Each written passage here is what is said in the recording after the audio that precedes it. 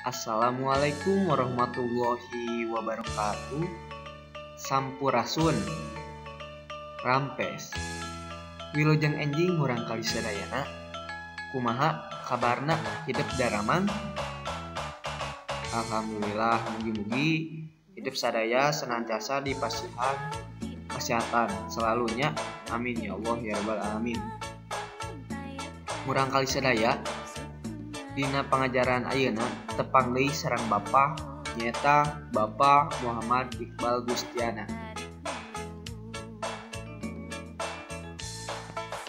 Dinten ayeuna urang bade diajar basa Sunda nyaeta naraskeun materi anu nyumun kamari nyaeta ngajengan desa kawan. Nah, dina pembelajaran ayeuna kita bade diajar ngeunaan ngalarapkeun kecap pananya sareng kecap tuwireta. Siapkeun semangat hidup sadaya kanggo belajar basa Sunda ayeuna di bumi. Mangga urang kawitan wae nya pembelajaran dinten ayeuna.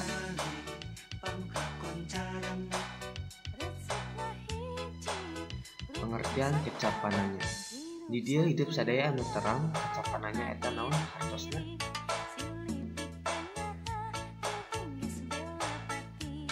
Nya, mohon laras. Kecapananya nyaeta kecap anu gunana pikeun nanyakeun hiji perkara ka jalma lain sangkan meunang jawaban. Ngartos? Nah, di dieu aya ciri-ciri kecapananya. Ciri nu kahiji nyaeta diakhiri tanda tanya di akhir kalimat. Ciri nu kadua disimpan di awal kalimat. Ngartos? Mohon ajengkeun nya. Nah, dia salajengna aya contoh kecapananya. Contoh kecapananya anu kahiji nyaeta saha. Saha biasana kecapananya saha teh digunakeun kanggo naroskeun jalmi. Contoh kalimahna titik-titik ari nu disebut pahlawan teh. Jawabanna nyaeta saha. Saha ari nu disebut pahlawan teh? Salajengna contoh kecapananya anu kadua nyaeta naon. Naon biasana kecapananya naon teh digunakeun kanggo naroskeun kegiatan atau barang. Contoh kalimahna titik-titik gunana mun urang getol nabung. Naon gunana mun urang getol nabung? Nah, eta kecapananya nu kadua nyaeta naonnya mangka sadayana. Salajengna contoh kecapananya anu katilu nyaeta iraha. Biasana kecapananya iraha biasana digunakeun kanggo naroskeun waktu. Keterangan waktu, boh enjing-enjing, siang, wengi, teras, tabuh 10, tabuh 7, tabuh 12. Pokona kecapananya iraha nerangkeun atau digunakeun kanggo naroskeun waktu. Contoh kalimahna titik-titik anu rek piknik teh inditna. Iraha anu rek piknik teh inditna. Nah, terus mohon alhamdulillah urang lajeng deui nya. Nah, di dieu aya kecapananya anu kaopat nyaeta kumaha. Biasana kecapananya kumaha digunakeun kanggo naroskeun proses.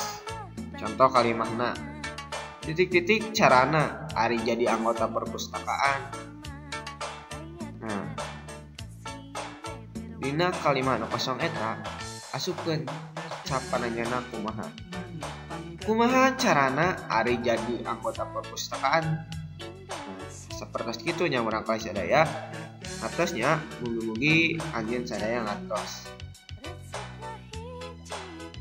Nah, ayeuna saatos hidup nembe diajar ngeunaan kecapananya di dieu hidup bade diajar ngeunaan kecap direka duwi reka.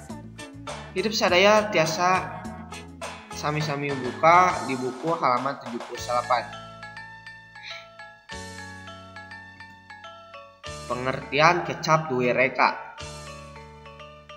Kecap duwe reka nyaeta kecap rajekan anu dibalikeun deui sarta rubah sora. Nah, ieu murangkalih sadaya anu dimaksud kecap duwe reka teh. Di dieu aya contoh kecap duwe reka. Nu kahiji nyaeta seuri. Kecap asalna seuri janten suraseuri. Contoh kalimahna meureun waweuheun anu matak eta kitab tadi suraseuri ge. Kecap duwe reka anu kadua nyaeta tempo. Nu asalna tina tempo janten tumpat tempo. Contoh kalimahna manehna tumpat tempo ka kolong meja neangan patwat.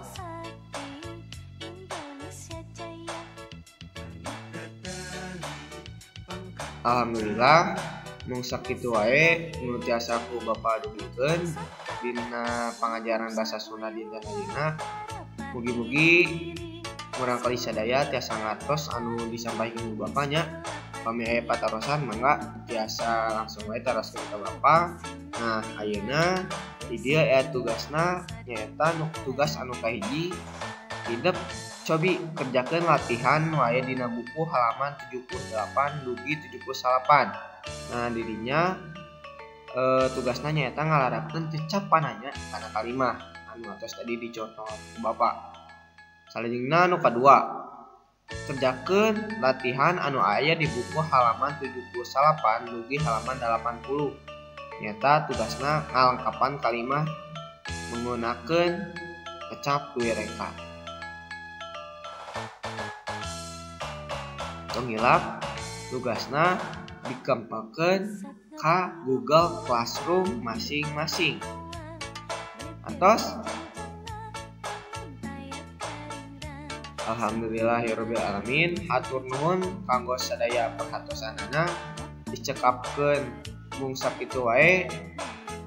Wilujeng enjing, wilujeng patepang sareng Bapa dina pembelajaran bahasa Sunda salajengna. Wabillahi taufiq wal hidayah. Wassalamualaikum warahmatullahi wabarakatuh.